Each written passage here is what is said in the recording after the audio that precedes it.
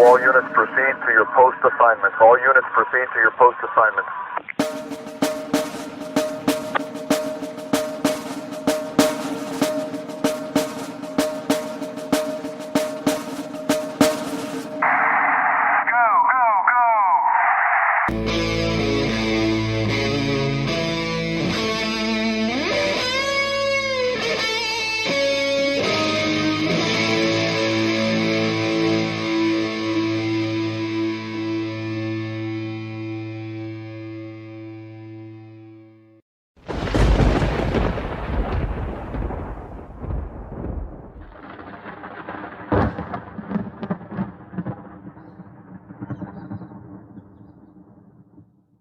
Same in Ukraine.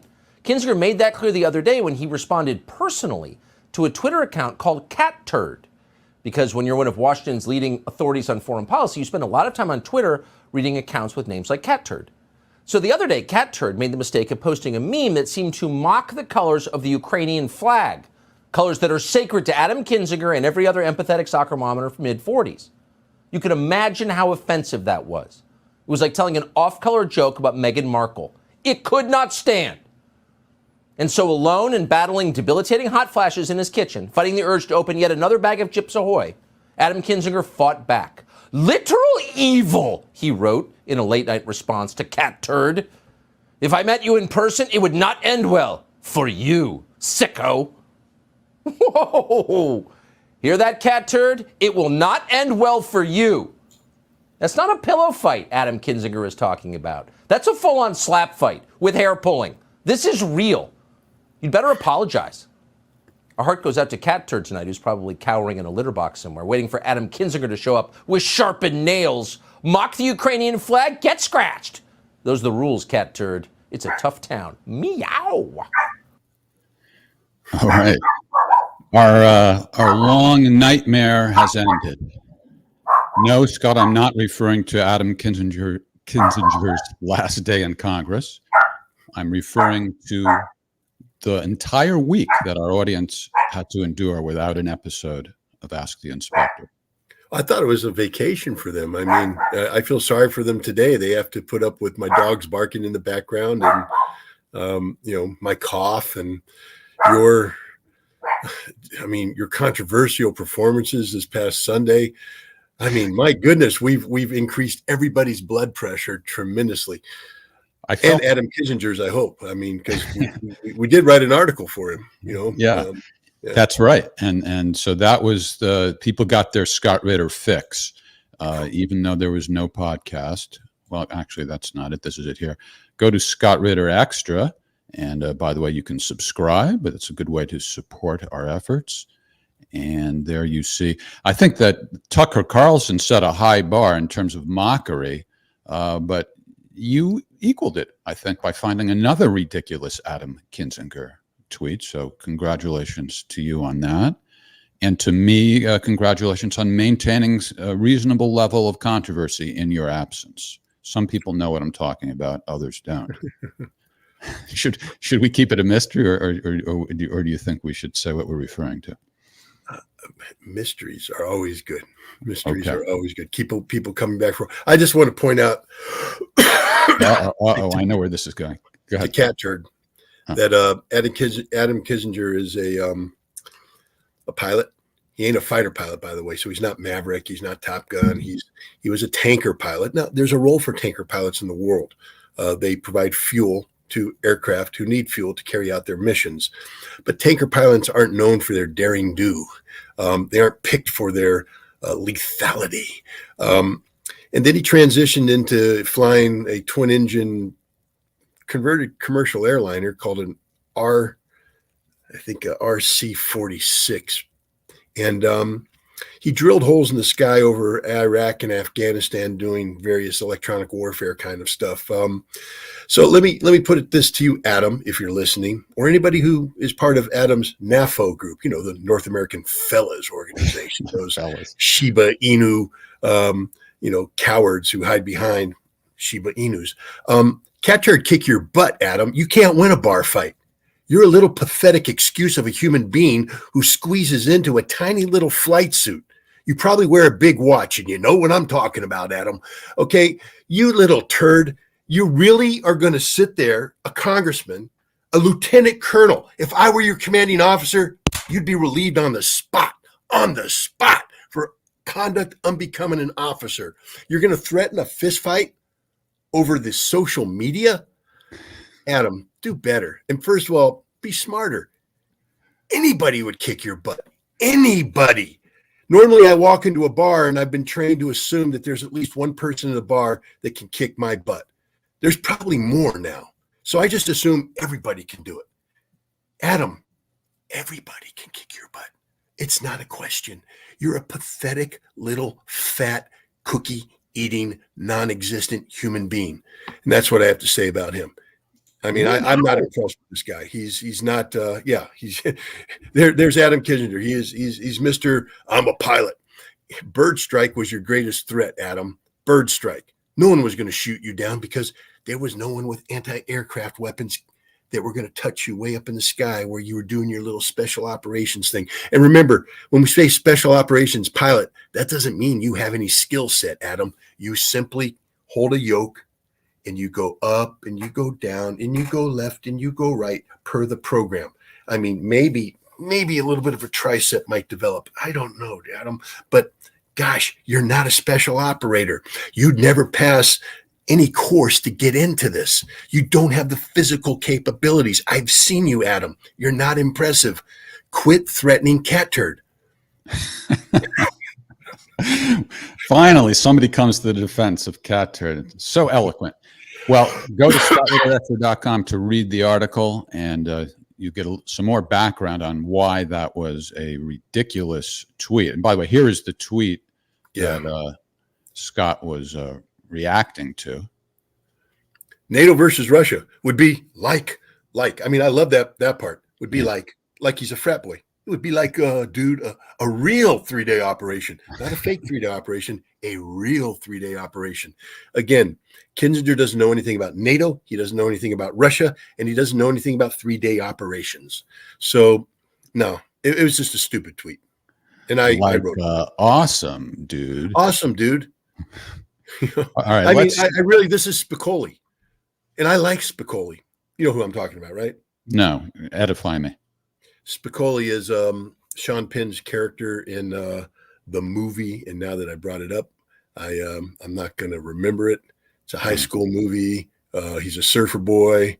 It's in California. All right. Somebody from the audience. Somebody on the audience, quick, while I'm pretending that I know what I'm talking about. Somebody's going to sit there and quickly. Or Kevin, if you know the name. Kevin.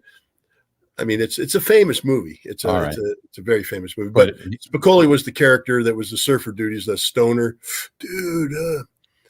And I was hoping that was the answer, but it wasn't. No. All right, we'll get it before the end of the show. All right, Happy New Year. I saw you yesterday. I think it was yesterday. You were interviewed by Aaron Mate. Was that yesterday? And you weren't coughing then, so I don't know what's going on. Also, your whole face was taking up the screen. What was going on there? Did you get some software to zoom your camera, or why was that happening? I used the same setup. It was a different thing. I don't know. Apparently, that's their production standard right there. So, okay. I don't know. I'm not picking on them. All I did is turn on the computer. Jeff, you know me. I don't have any skill set. Well, that's why my curiosity was aroused. Like, what is Scott suddenly trying to play around and zoom the camera in? No. All right. No. Aaron Mate is a good dude. He's a cool dude in a loose mood. I would never criticize him or Jimmy Dore, but I was just curious. All right. Well, Happy New Year. But you weren't coughing yesterday, so I said to myself, Scott sounds like he's recovered, but now I hear you coughing again. What's the story? No, I went to the doctor. Fortunately, it's not pneumonia, so that's the good news. But it is a recurring cough. That requires some medication, but I'll get on the medication, and then this recurring cough will hopefully go away, or I'll go away, one or the other. It's a flip of the coin. Well, we need you. All right. Well, let's go to the questions from our beloved audience, starting with Patty, the People's Republic, Cork, Ireland. You and others said Ukraine was ready to attack the Donbas in February with 60,000 or so soldiers. Is there any evidence of this? Does Russia have any evidence? It would be great for this to go viral Scott will answer this and all questions in 3 minutes or less on today, the lightning round. Well, Patty, what we know is the following. We know from Petro Poroshenko, from Angela Merkel, and from the French President Hollande that the Minsk Accords in 2014, 2015 were a sham. A sham to do what? All three have acknowledged it was a sham to buy time to build the Ukrainian army. For what purpose? To invade the Donbass and kick the pro-Russian ethnic Russians out and to recapture Crimea. So we have intent. All right. So we don't need to prove jack squat. There's the intent. Now we have the U.S. setting up a training camp in Western Ukraine. Every 55 days, they cranked out a battalion. They acknowledge a minimum of 27,000 troops trained to NATO standards just from that training camp. There were others. So we have the intent to build a NATO-trained army focused on fighting Russia, and we have them actually building the damn army. Okay? It's not made up. And then we have all the satellite photographs in the train, the photographs of the trains of the troops flowing in. So, and then we have President Zelensky himself saying, we're going to go on the offensive. We're going to go on the offensive. I don't know what more evidence do you need? I mean, I can write this up sometime and put it all nice in a little article for you. Will it go viral? No one cares.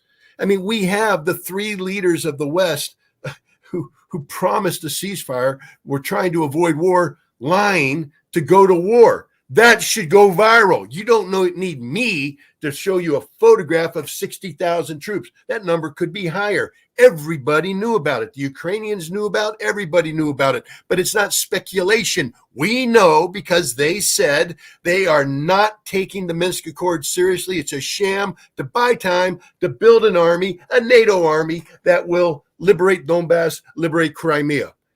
Make that go viral. All right. Under 3 minutes. This is the lightning round. No, actually, we're not going to be on Friday night this week. Let's tell folks now before we forget, because you have an event Friday night in your hometown. The first time you were snowed out, I guess, right? The first time I was snowed out, this event was supposed to take place in Troy, this current event.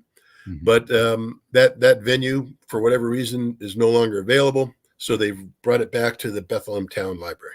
Okay, so that's Friday night. And for that reason, we'll be doing the podcast on Thursday night this week. That's the loquacious version in which the alcoholic Jew bigot racist Jeff Norman will sip as much as an entire glass of wine during the podcast. What did you call yourself? This is what the people complaining about my transvestite joke were saying. They were saying I'm bigoted, a racist, an alcoholic, a Jew, that I ruined relations between Saudi Arabia and the U.S. You did personally? Yeah. That's what I said. What are the consequences of my joke? And this is the answers I got. Where did you tell the joke in this format? Did I miss something, or was this in another form? Yeah, in our last podcast, when I thought you knew what this was all about because you referred to it earlier. Oh, you don't know what it was about? Oh, yeah, it was last week when somebody asked for your opinion on the Saudi army, and then you said, "Well, you know, they're weak, they're bad, they're like the Pillsbury Doughboy." Right. And then I said, and I said after that, yeah, well, they're like a bunch of transvestites. You know, what do you expect from them? Yeah. So that joke is what caused people to say so you're personally responsible for the collapse of international relations at the end of 2022. That was one of the accusations. Okay. Also that I'm xenophobic. I'm a bigot. I don't know what that means. American exceptionalism. You know that, right? That was another one. American exceptionalism. Even though I don't think there's anything special about the way Americans dress. And even though I made a joke about prisoners, or not only prisoners, but I think that's where it started, but that fashion in America with the saggy pants. But anyway, so all that. Anyway, so that was what I was referring to. So I'm not the controversial one anymore. You're the controversial one. No. Right, I like it. Yeah, and you, but you refer to them as the Pillsbury Doughboy. Here, I have it. And I'm not picking on their officers too much, but when you look like the Pillsbury Doughboy, what's the truth? They're fat, donut-eating, non-fighting, pathetic excuses for... They didn't think that crossed the line. My transvestite remark crossed the line. All right, because so let's move on. What I said was a fact. What you said was an opinion. Okay. Thomas Pritzula from Poland. He's a regular. Sorry if I mispronounced the name, Thomas. Scott, your views on Elon Musk have been vindicated. He was a young global leader for the World Economic Forum in 2008. That's not a question, but I guess he's saying thoughts. Well, I know that Jeff disagrees with my views on Elon Musk, so I can't say that in this current company that I've been vindicated. It's still an ongoing point of dispute and controversy.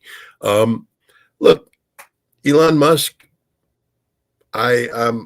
Jeff knows this. He knows that I take free speech probably to an extreme that is unsupportable by many of the by the Constitution. Meaning, I'm a huge free speech person, and sometimes I say things that Jeff says is just too far out there. That and it's an ongoing discussion Jeff and I are having. We're looking forward to continuing it over a beer at a bar. With people between us, so Jeff doesn't punch me out. But wow. But cat turd. But the my problem with Elon Musk is that he says things and he's not delivering. And there's a lot of excuses. I know people will put up excuses, but when you commit, when you call yourself a free speech absolutist and you tweet the bird is uncaged or something of that nature, and then you fail to follow through, I have an issue with that. Whether that has anything to do with his status as a young leader of the World Economic Forum in 2008, I can't make that linkage. I'm not. It has nothing. Yeah, you went over the 3 minutes, by the way. It has nothing. Was that the whips? I thought that was just you getting mad at me. No, not at all. I got whipped twice. All that's right. That's the new time is out sign. That's. I'm supporting Elon Musk because of the free speech issue. So people are saying I'm a fanboy. So I've been getting into it with people, not just with you. And here, this is a criticism that they're all mimicking. If you look at the anti-Elon crowd, they're all kind of copying the same thing. And this is absolutely ridiculous because they haven't cited anything that Elon Musk has said or done. The World Economic Forum picks these young global leaders. They don't ask whether or not the person they're picking wants to be picked. They just pick them. So that's the entirety of it. So I was looking everywhere. Well, did Elon Musk then participate in any way and do anything? Not a shred of evidence. And if I'm wrong, okay, so point it out. And why aren't all you pointing out whatever he said or done? I don't think he ever said or did anything in connection with them. Jeff's innocent. So yet you're vindicated because what? Well, Jeff, you notice I didn't. No, I know. I'm mocking this guy, and not only that, he says it like it's something new, like you've been vindicated, like we just discovered. He was this has been all over the internet for a long time. All right. Anyway, that's the anti-Elon crowd. I have no problem with you. You gave a great response, but you went over 3 minutes, so that's a severe violation. I apologize. All right. Perestroika lost in Vladivostok. I think that's how to say it. How much support does Bandera ideology have in the DC halls of power? Unlike Afghan Ghani, Banderas are white, Christian, and pro-globalist / neocon. Will they strengthen their influence in DC after Ukraine falls and push the U.S. to war with Russia?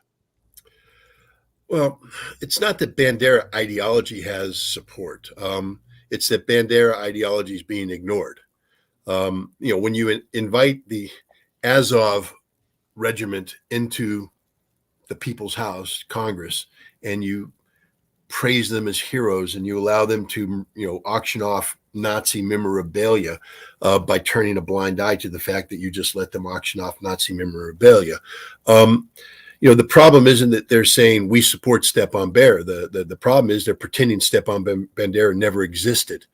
They know he did because, Congress in their Defense Authorization Act always put in a paragraph saying that no U.S. taxpayer money can be used to train the Azov battalion because they're neo-Nazi white supremacists. So we know who they are until that becomes inconvenient. So now we've We just don't talk about it. It's not as though everybody in Congress is up there putting portraits of Stepan Bandera up and saying, this is what we believe in. Let's go slaughter 110,000 Polish civilians in Volyn. Let's go butcher 200,000 Russians. Let's kill 40,000 Jews. Nobody's saying that. What they're saying is these are brave Ukrainian nationalists, and we support them.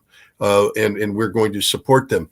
When they are defeated, these people will be dropped like a bad habit, except for the diaspora. There is a significant Western Ukrainian pro-Bandera diaspora, both in Canada. Chrystia Freeland, we had an article about her. She's the Deputy Prime Minister of Canada, may become the next Secretary General of NATO. So that shows you what kind of influence that this diaspora has. And then we have Victoria Nuland, we have Alexander Vindman, we have a bunch of other Ukrainian affiliated Americans who are part of the diaspora here in the United States. They will always exist and always exist on the periphery and always be seeking to provide that kind of influence. But mainstream, no, we don't support Bandera because we ignore him. We pretend he doesn't exist. All right. I didn't get whipped. No, you didn't, and I have to stop the clock and restart it. There's a lot of dexterity required on this end. You may not know it, but I want to just let you know. Oh, geez. Walter, the Potomac. I'll be okay. Can you comment on Colonel Milburn and his Mozart group in Ukraine? Colonel Andy Milburn is a Marine Corps, a retired Marine Corps colonel. I know him. I like him. I think he's a good guy. I think he's a little misguided in what he's doing. He, has a special operations background. Is one of his, I believe, his final job in the Marine Corps was commander of Marine Special Operations Command. So he commanded the elite of the elite in the Marine Corps. A capable man, a capable leader, who bought into the Ukraine is a victim concept, and went over to Ukraine early on in the conflict and began providing training to the territorial defense people who were being sent into combat with little or no training. So he formed an organization called Mozart, and the idea behind Mozart was to mimic or mock Wagner, which is the Russian private military contracting firm that is heavily engaged in combat operations. Mozart is not a combat force. Andy Milburn's given several interviews where he said, our job is to train. We get close to the proximity of the front lines to ease training, but we don't engage in combat. And if any of my people ever sneak out and do something like that, I fire them instantly. So he's not trying to fight Wagner. Andy came out recently and appeared on a podcast called the Team Room, I think it is, the Team Room. Jack Murphy, a former Army Ranger, and his partner, a former Navy SEAL / CIA operator, David Park, hosted. I've been on on that podcast, very good podcast. I'd recommend it to everybody. And he did an interview where he said basically the Ukrainians are pieces of shit. Excuse my language. He said they're awful people. They murder Russian prisoners. These are nasty people, bad dudes. But it's a righteous cause. And that's where he lost me. I can understand going in there and having the wool taken off of your eyes and going, holy cow, I'm surrounded by mass murdering, neo-Nazi brutal thugs. But it's a righteous cause. Andy doesn't know anything about Russia. Andy doesn't know anything about Russian history. He doesn't know anything about why this conflict is taking place. He's bought into the Ukrainian position, and he's allowed himself to be deceived by it. And it's a sad thing to see because, he knows that the Ukrainians are fundamentally flawed, broken, especially the ones that he was in proximity to. These are bad people, evil people. These are the kind of people the United States kills, not allies themselves with. Again, I have a lot of respect for Andy, but I think he's out of his depth when it comes to the Ukrainian conflict. He made a bad move going over to train the Ukrainians. He saw the truth, and yet he continues to spin it in a way to justify what he did. Okay, no more whips. All right. Harry from Leuven. Is that how to pronounce it? Leuven? I guess I don't know. All right, you don't know. Okay. I read reports that the Ukrainians were actually using teenage soldiers, oh, I misspelled soldiers, to fight Russia. Do you think this could be true? In Kasu it is? I don't know. Is that a place or a word? I tried to figure that out. I couldn't. Do you know that word? Why hasn't the Western media condemned this? I mean, I've seen those reports. You know, in every conflict throughout history, underage people have gone off to fight. They're not supposed to. I enlisted at 17. I had my parents' permission to enlist. You know, but there's many stories of heroes during the Second World War who lied to the recruiter, who were 15, 16 years old when they joined. You know, are the Ukrainians? Is this happening? Is this systemic? Are the Ukrainians going out and rounding up, you know, Boy Scouts and high school seniors and juniors and sending them off to war? They may be. Is it the right thing to do? I don't know. I mean, when your country, again, this is where I get in trouble. I don't think Ukraine's on the right side of history. I think the Ukrainians are wrong. I think the ideology that has seized hold of Ukraine is odious. Use that word again. And I condemn it with all my heart. But if I were a Ukrainian, I think I'd be fighting for my country. It would break my heart. I wouldn't be, but I have to defend my homeland. Or I'd go and fight for the people in the Donbass, for, you know, the real government. But if I didn't make that choice and the Russians have now come in, I'm there. And, you know, if you're an able-bodied male, 16 or 17 years old, maybe it's your duty. I know the international law says don't do it. It's not the right thing to do under normal circumstances. But when your country is literally dying, they're scraping the bottom of the barrel. Why is it more wrong to send a 16 or 17-year-old who at least has the physical capacity to run and everything, or recruit a 60-year-old whose knees are broken, back doesn't work, and is just going to die? War is hell. It's a horrible moral quandary. I wish it wasn't the case, and I wish it was the case that every Ukrainian boy had a chance to enter adulthood without having to run the risk of serving in war. I don't know if it's true. Maybe I'll dig in deeper and find out what's going on. Odious. Necessity is the mother of invention, so to speak. Joseph from Graz, Austria.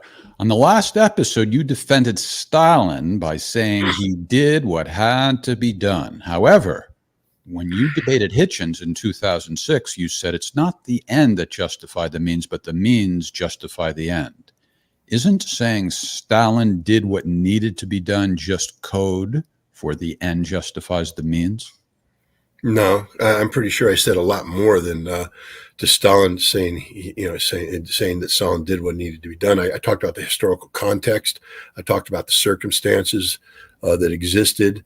The revolutionary circumstances that existed in Russia prior to World War I, the war itself. I talked about the revolution, the two revolutions, and I talked about the Civil War. I talked about international involvement. I talked about the Soviet being surrounded, and said Stalin wasn't a thug. Shut the fuck up, man, Mr. Fish. I'm sorry. Get the fuck out of here. Stalin was a thug.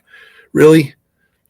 You don't know shit about Russia and Russian history to just try and simplify Stalin into that word. He's a lot more complicated than that. And, thugs don't accomplish what Stalin accomplished. And that was the point I was trying to make. It's not that the ends justified the means. It's that Stalin existed under extraordinarily unique, demanding circumstances. And he had to, if Stalin didn't do what he did, the Soviet Union wouldn't have survived. Literally, it's that simple. Is that the ends justify the means? No. It's that the circumstances demanded a course of action. That's it. Stalin took that course of action. Let history judge. You can form your own opinions, but to simply sit here and go, Stalin's a thug. No, thugs don't accomplish what Stalin accomplished. That's it. All right. Somebody using a label to dismiss your sophisticated analysis. I don't know if it's sophisticated, but it's not simple. All right. Freezing penguin from Antarctica or close enough. Given your pride in the armed forces and your disgust, is that too strong of a word? So says Freezing Penguin. So asks Freezing Penguin. In U.S. foreign policy, do you consider it noble for people to work in the arms industry? Really curious about this because I often wonder about it myself. I don't object to anybody earning a living. A job is a job, and jobs are tough to come by. And if you're in an area where there's a defense industry facility and it's offering well-paying work, honorable work, who am I to say you can't have that job? I don't blame the workers. It's just like blaming the military. The Marine goes to basic training, learns certain skill sets and ready, and when called upon, kills people. And they go, oh, the Marine's the problem. The Marine ain't the problem. The Marine simply implements the policy. The problem is the policy makers who take this tool and misuse it. Marines need weapons. We need the best weapons in the world. I don't believe in a fair fight. If Marines are going to go up against anybody, we need to make sure we give them the tools necessary to defeat them violently. Absolutely. So yeah, we need a defense industry to produce these weapons to keep the Marines the best in the world. We also need sound foreign policy. I think you have to separate the two, and because you're not going to solve the foreign policy problem by taking apart defense industry or weakening the Marine Corps. You're going to solve the foreign policy problem by getting good people in there who have, a sound vision of America's role in the world. So yeah, I can't condemn people working in the defense industry. We could talk about corruption. We could talk about that sort of thing. That happens in any big business. I mean, look at the oil industry, et cetera, et cetera. There's corruption everywhere. But, okay, again, wrong advice to Ukrainians. They are not fighting for Ukraine, but for the interest of. Anyways, I answered that one question. I'm just reading Alexander's. Can I put that back up? The interest of Ukrainians is to leave peacefully with brother Russian and century. I don't know, Alexander, where are you? Are you in Ukraine? Are you one of the cowards that runs away? I mean, what am I supposed to call a Ukrainian who watches his city get invaded? A hero? And hey, I'm watching this. And I'm not going to do anything. You're a hero. How can I give? I'm not giving anybody any advice. I'm saying if I were Ukrainian, I'd be fighting for my country. And I know there's a lot of people out there. Oh, you can't do that, Scott. Well, but that's just the way it is. Just like I don't like my foreign policy, but if somebody invades my country, I'm going to defend my country. End of story. I'm an American. I die for America. I wish it wasn't the case that Ukrainians had to die for Ukraine. But and what is Ukraine? That's the big question. What are they dying for? Only they can answer that question. Maybe I would have gone over to the other side, like Khodorkovsky did. If I'm a true Ukrainian believing in the Constitution and the constitutionally elected leader is overthrown by a coup and runs off, maybe I follow that leader like many of the people did, and I fight against the coup people. So I don't know where I would have ended up in all this, but I do know that when push comes to shove, I defend my home. I defend my soil. That's just the way it is. All right. Well, this is all very important stuff, but we still don't know the name of that Sean Penn movie, and that's a bit disturbing. H. Sheridan from Washington, D.C. Does the EU realize they are creating the conditions for a well-armed, well-funded terrorist group to emerge out of Ukraine, operating within Europe, and who will feel compelled, justified to attack not just Russia, but all whom they deem did not help them or betrayed them? I mean, that is a threat, but and I don't think the EU is capable of that kind of forward projection. But I know who is: the Russians. They're not stupid, and the Russians are, they have a history of effective security services. I believe the current Russian government is doing its best to try and protect the rights, the civil rights and liberties of Russian citizens, not to go into extremes. But when push comes to shove, the Russians have the ability to mobilize security forces to put an absolute net over society. And I don't think we're going to see large scale, the development of a large scale movement like the type you say, because I don't think there's going to be Ukraine around capable of sustaining that. I think Ukraine's going to be defeated, totally defeated. And that total defeat will entail measures that accomplish the task of denazification. And denazification is a process that will prevent that very kind of element from growing from within Ukraine. Now, the question is, will there be a diaspora, a Ukrainian diaspora, that will fester outside of Ukraine within the territories of NATO that can become this kind of threat? That's a fair question. Is the EU ready to deal with that? What happens when 20 million Ukrainians flee, take up residence in Europe, and then start to build militias, dreaming of the day they get to march east and recapture their lost homeland? That's an EU problem, not a Russian problem. But I think the Russians are going to put in place the mechanisms necessary to shut down Nazi ideology once and for all.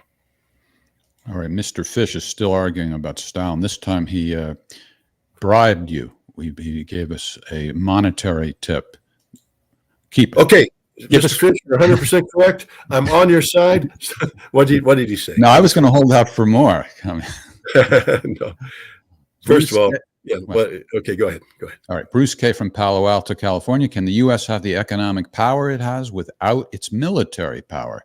Can we exist without being a dominant empire? I think the road we're on answers that question as no. I agree with Bruce. The United States does not know how to interface with the world in a manner that forgoes the threat of military intervention. We have used our military to be part of our expansion from the very beginning, and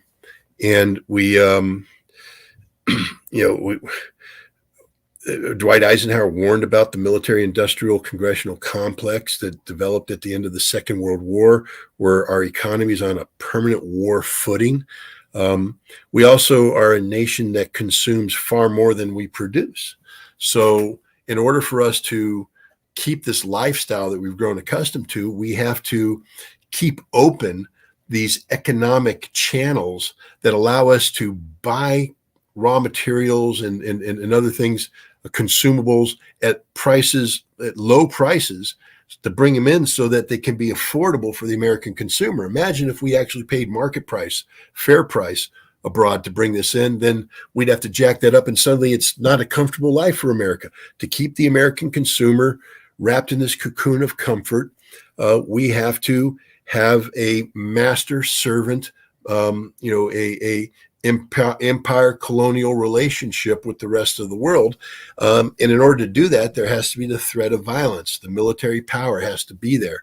And if you take away this military power and this threat of violence, I don't see the world rolling over for America anymore. This is the wonder and the horror of BRICS. The wonder of BRICS is that basically, okay, I can't read that while I'm talking.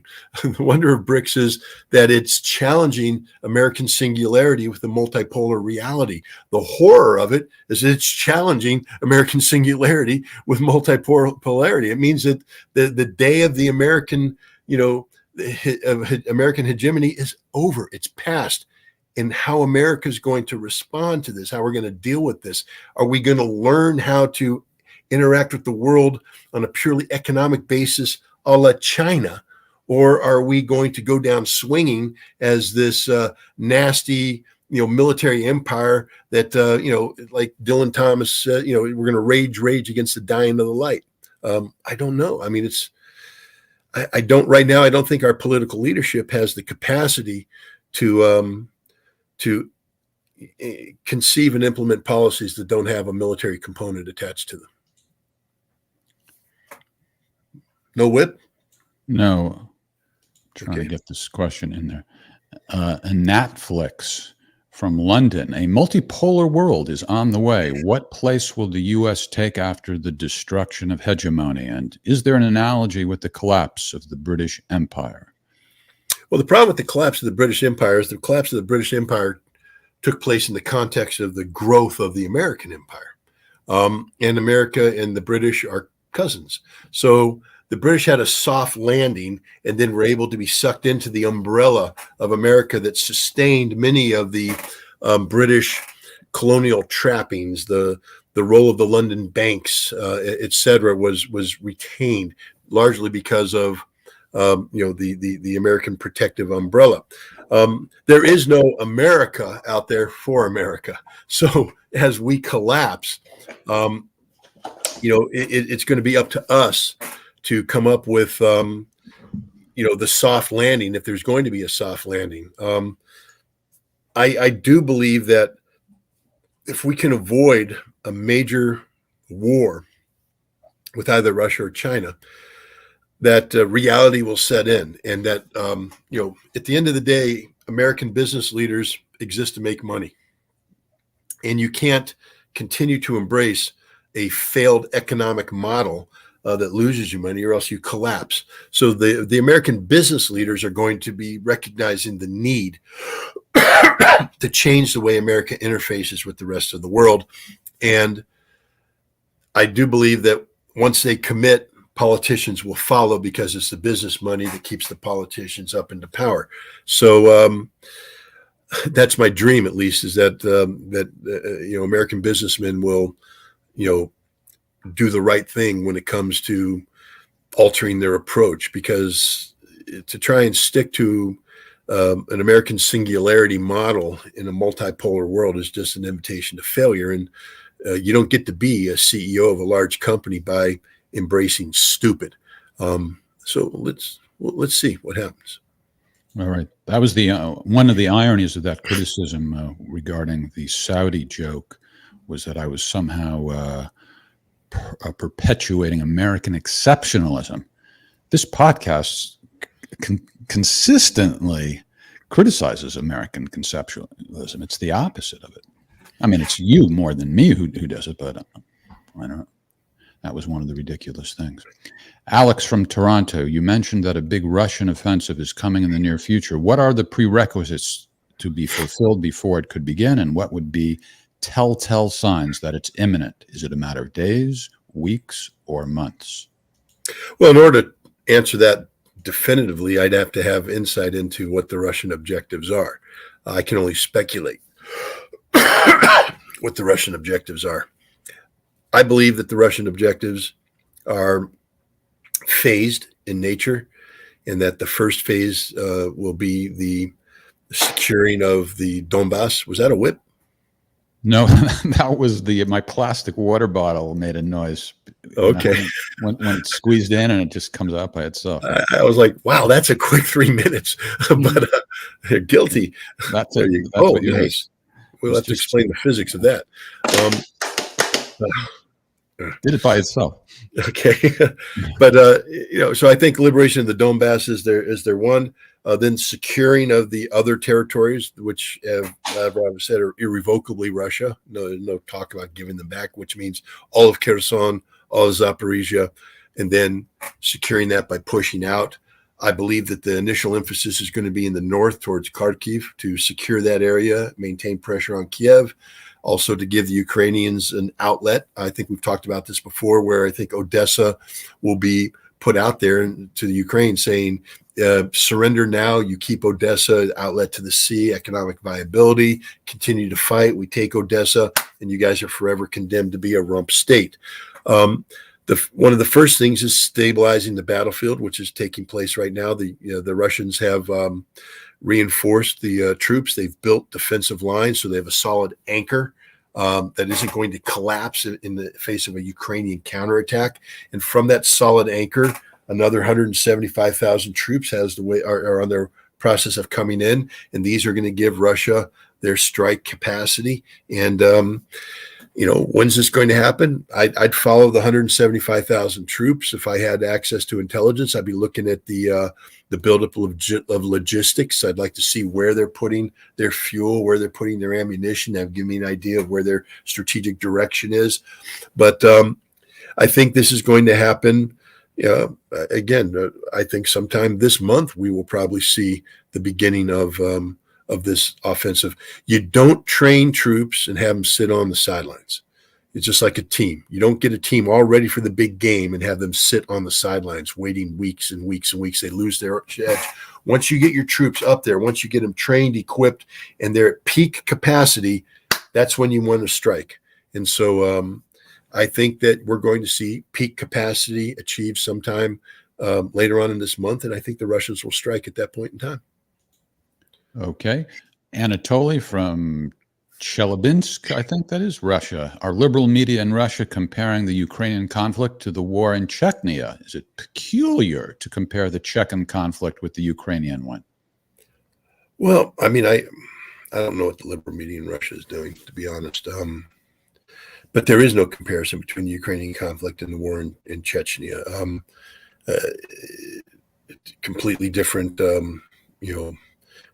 causalities, completely different geopolitical frameworks and military problems. The war in Chechnya was actually two wars. One fought in the 90s, the other one fought in late 1999, going on to 2005. Very bloody conflicts. The Russians won. The depth of their success is measured by the level to which Chechnya has been successfully integrated into the Russian Federation today. So much so that tens of thousands of Chechen soldiers are fighting on behalf of Russian Federation in Ukraine, supporting the Russian cause. So that says something about what Russia has accomplished in Chechnya. Ukraine is a foreign nation. Chechnya wasn't a foreign country. Chechnya was a part of the Russian Federation. So this was an internal conflict, even though there was foreign intelligence services providing funding and support for the for Chechen Islamic fundamentalists. But Ukraine is a foreign war. There's also NATO committing. So this is a Russian conflict, not just against Ukraine, but against the collective West, against NATO. It's fought on a far different scope and scale. So there's literally no comparison. I wouldn't make that comparison. Okay, so that's it for the questions that were submitted in advance. While Kevin is lining up some live questions from our audience watching on YouTube, Facebook, and wherever, let me remind folks that we'll be on Thursday night this week, and if you would like to have your questions considered, you can submit them by going to scottritterextra.com, click on Ask the Inspector, and you'll see what to do at that point. And we try to get in as many questions as we can, a combination of ones submitted in advance, as well as those that come in live, like right now from Adam Childs. Thank you for your contribution, Adam. We appreciate it. Could the people in Western Ukraine, once they realize they have been used, start to hate the West and not Russia? Yeah, well, Western Ukraine is tough. They've been so ideologically programmed to hate Russia that I just don't see them suddenly saying, "Oh no, Russia was right." However, I do believe that they can feel betrayed by the West. That they were asked to fight the noble fight, only to be betrayed by the West. That they sacrificed everything, only to have the rug pulled out from underneath them. I do believe that there's that aspect. Now, other Ukrainians who aren't who haven't been brainwashed with the Bandera ideology, the odious Bandera ideology, I think they could very well turn on their government. And I think we're starting to see that now. Zelensky is not as popular as the West likes people to believe. There's a lot of infighting taking place. We see the mayor of Kiev, Klitschko, stepping up to be a potential contender. I think,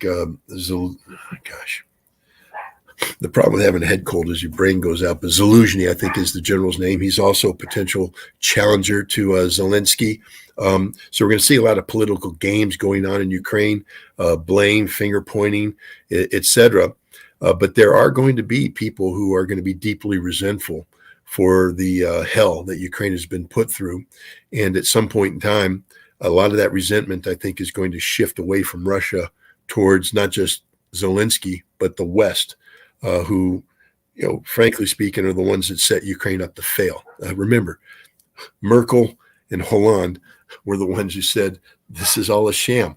I just want to remind everybody, this war could have been prevented had Ukraine simply accepted the Minsk Accords. That's all they had to do. None of this would have happened. They didn't do it. And they didn't do it because they were told not to do it by their Western masters who were setting Ukraine up for a war against Russia. This war has been in the making since 2008, when they allowed Ukraine to think they were going to enter into NATO. It's a war that has been moving forward at rapid pace since 2014, when the Minsk Accords were put in place, not to have a ceasefire and peace, but to buy time for the building up of a military and war.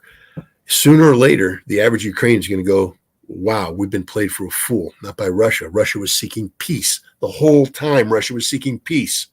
It's Ukraine, the Ukrainian government, and the West that was seeking war. And at some point in time, the Ukrainian people are going to wake up and say, those are the bad guys, not the Russians, but not the people in Western Ukraine. I think that they're fundamentally broken psychologically with their Bandera ideology. Al Alvarez asks, how long will the Russian winter offensive take to overwhelm Ukraine? Well, I think the Russians will proceed at a measured pace. I don't think the Russians want to. First of all, the Russians have battlefield realities and geopolitical realities. One of the things that almost every senior Russian has told me about the approach that they're taking towards this conflict is escalation management, that they want to make sure they don't do anything that creates a window of opportunity for NATO or for NATO members like Poland and Romania to be confronted with a situation dire enough that they feel they have a need to intervene immediately. So I think the Russians are going to be very measured in their approach. I've already identified, securing the Donbass, securing Kherson, Zaporizhia, securing the north, and then and only then moving to the south. And each one of these phases is an escalation that's going to be managed. They'll do it. They'll freeze, they'll hold, get everybody comfortable with what's happened, then they'll escalate again. So I don't think we're going to see this lightning victory, because the lightning victory, even if it was achievable, might prompt the very intervention Russia doesn't want to occur.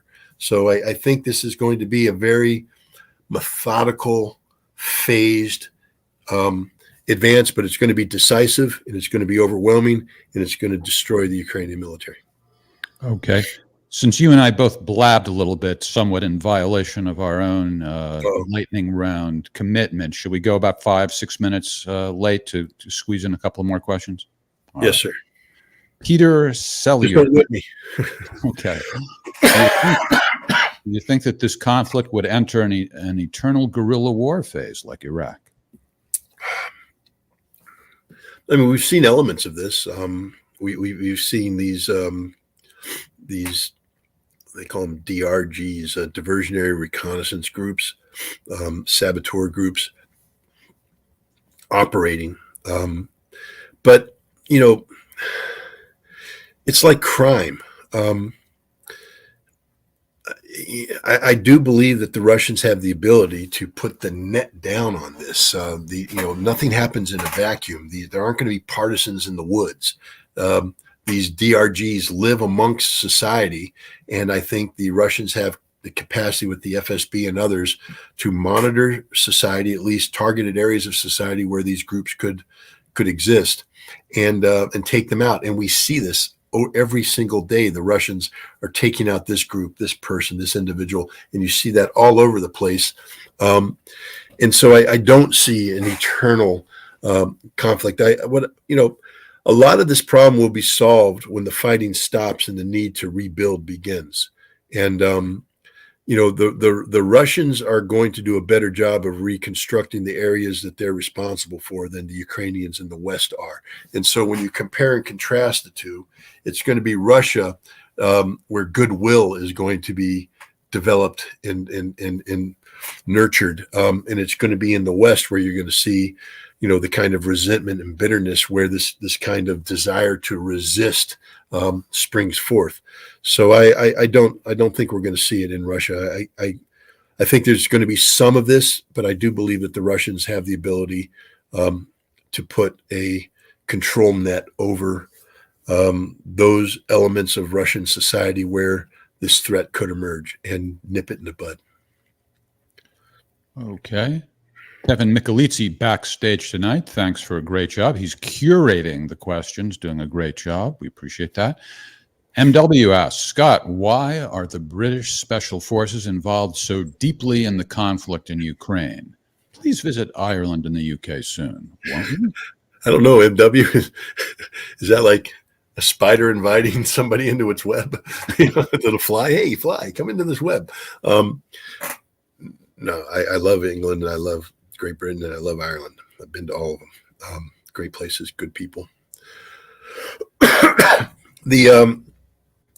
The British have a lot more flexibility with their use of the Special Air Service and the Special Boat Service in MI6 than even the United States has with its Joint Special Operations Forces and the CIA. The Prime Minister, has great latitude.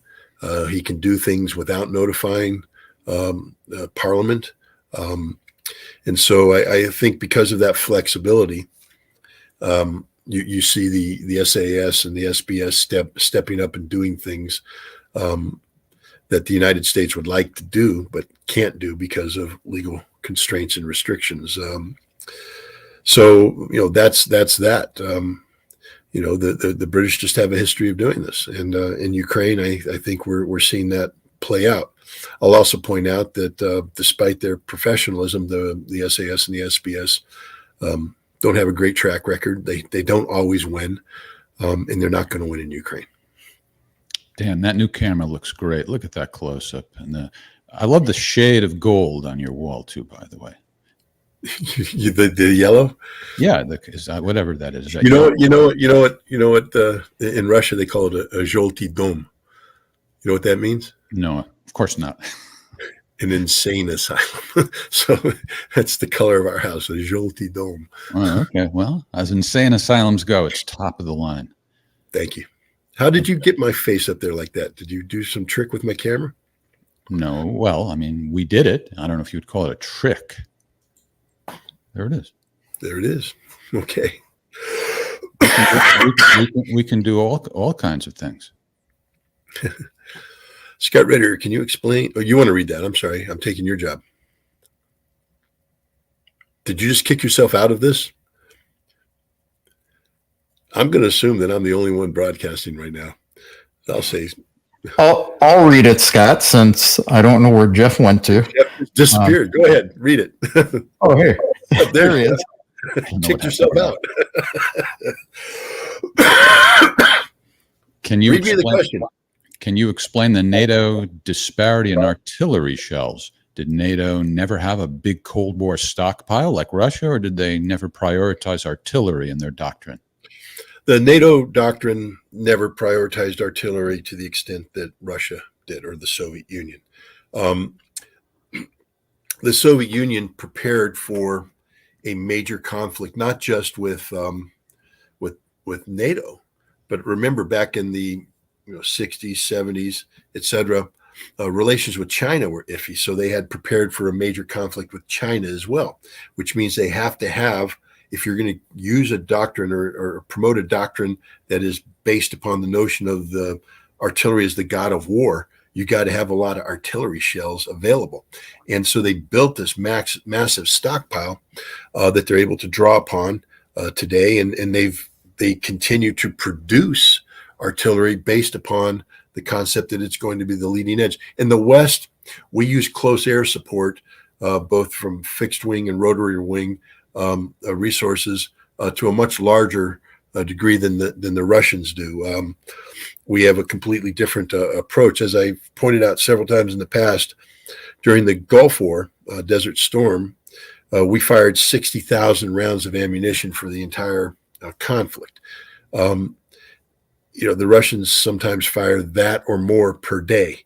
So that just tells you about the disparity that's going on here. And the West also, when the Cold War ended, we would use the stockpiles for training, and we wouldn't build them up because you're trying to save money, trying to cut costs. So instead of replenishing the stockpile, we would just use the stockpile for training until it got to a certain level, and then we lowered our production, and we drew down, and we kept things at a lower consumption rate.